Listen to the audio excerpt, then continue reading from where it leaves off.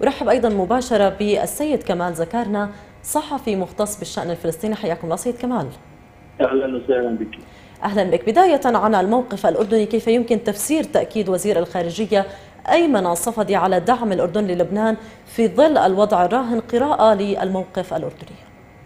يعني الأردن أول من تداعى من الدول العربية لمساعدة لبنان والوقوف إلى جانبه في هذه المحنة الصعبة، وهذا دائما الأردن يعني في كل ظرف تتعرض فيه دولة عربية شقيقة يكون الأردن أول المساعدين وأول المنتخين إلى جانبه ويقدم له المساعدة التي يستطيع. الأردن وقف إلى جانب لبنان اليوم، ووقف سابقا الى جانب فلسطين في قطاع غزه وفي الضفه الغربيه، والاردن دائما يعني يقف الى جانب اشقائه، وهو دوله عروبيه يعني بامتياز. يعني كل الاردن لا يبخل ابدا في تقديم كل ما يمكن ويستطيع ان يقدمه لاشقائه في الظروف الصعبه والاوقات الصعبه، وحتى في الظروف العاديه يعني يقف إلى جانب القضايا العربية بشكل عام والقضية الفلسطينية بشكل خاص. الأردن يدعو إلى السلم وإلى السلام وإلى الأمن واستقرار المنطقة، وعلى أساس يعني القوانين الدولية المعروفة والشرعية الدولية، وحل الصراع العربي الإسرائيلي حلا شاملا عادلا بما يضمن عودة الحقوق لأصحابها والتوفير الأمن والأمان لجميع الشعوب ودول المنطقة. الأردن أرسل مساعدات عينية إلى لبنان، إلى الأشقاء هناك الذين يعانون النزوح الداخلي والحرب والعدوان العسكري الإسرائيلي المتواصل للأسبوع الثاني على التوالي. الأردن يقف إلى جانب لبنان وإلى جانب فلسطين أيضا، ليس فقط في مجال المساعدات والمستشفيات الميدانية والعسكرية، وإنما ايضا في المحافل الدوليه وعلى الصعيد الدولي والحراك الدبلوماسي والسياسي، سواء كان في الجمعيه العامه او في مجلس الامن الدولي وفي المحاكم الدوليه وفي اطار القانون والقضاء الدولي. والاردن دائما يدافع بكل قوه عن الحقوق العربيه وعن القضايا العربية.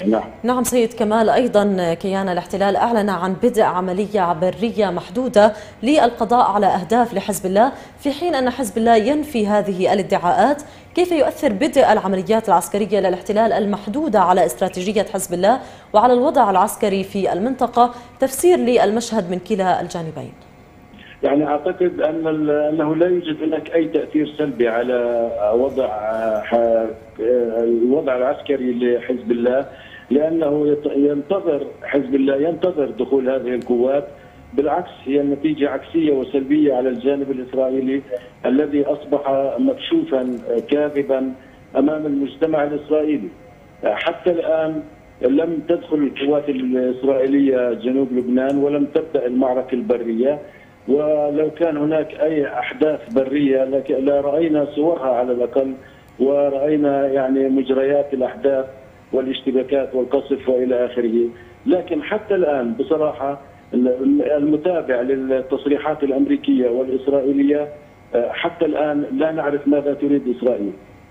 احيانا تقول انها تريد حزاما امنا تسمح دخول القوات اللبنانيه، الجيش اللبناني واليونيفيل لهذا الحزام.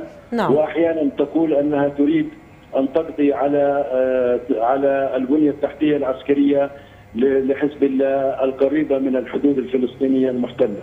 وبالتالي اسرائيل حتى الان لم ترسو على قرار حاسم بالنسبه للعمليه البريه ولا لاهداف العمليه البريه. هي باختصار لم تجرؤ حتى الان على دخول جنوب لبنان برا، لانها تعرف ان كلفه هذا الاجتياح البري ستكون عاليه جدا جدا، لانها جربت ذلك اكثر من مره، سواء كان في 2006 او قبل 2006 وفي 2000 وغيرها.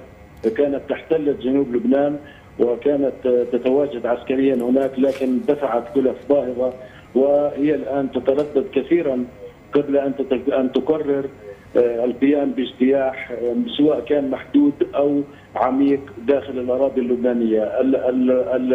المهم ان نعرف الان ان أن القوات الإسرائيلية حتى الآن تقف في الأراضي الفلسطينية المحتلة، ولم تدخل الأراضي اللبنانية حتى هذه اللحظة، ولم تحدث أي اشتباكات مباشرة بين قوات حزب الله وبين قوات الاحتلال الإسرائيلي، وما تزال قواعد الاشتباك كما هي، قصف متبادل، وحتى الآن لم تحدث أي مواجهات مباشرة بين الجانبين.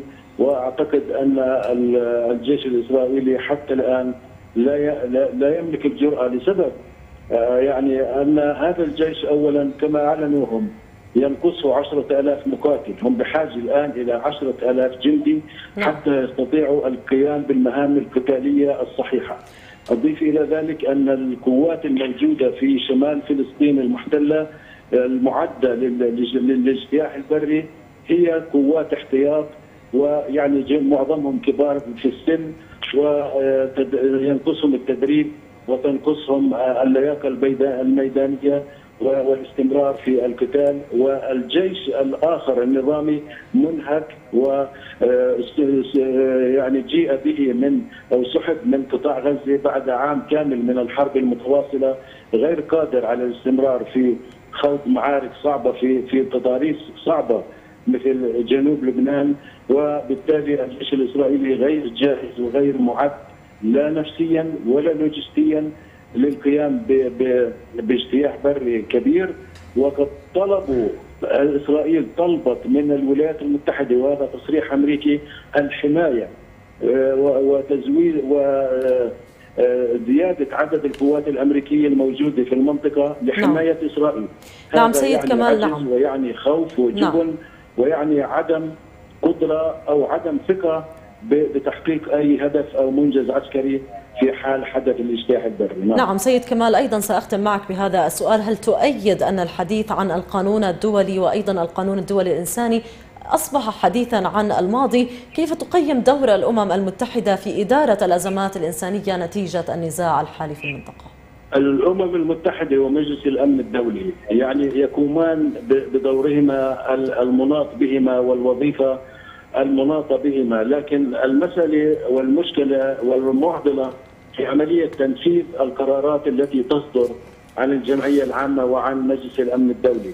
تعطلها الولايات المتحدة الأمريكية أو تمنع تمريرها، وبالتالي الذي يتحكم أو الجهة التي تتحكم بتنفيذ قرارات وتسيير أعمال الجمعية العامة للأمم المتحدة ومجلس الأمن الدولي والمحكمة الجنائية الدولية ومحكمة العدل الدولية هي الهيمنة الأمريكية والسيطرة الأمريكية على كل هذه المؤسسات الدولية التي تعتبر 4 ركائز مهمة لتنظيم منظومة العلاقة الدولية بين الدول في العالم.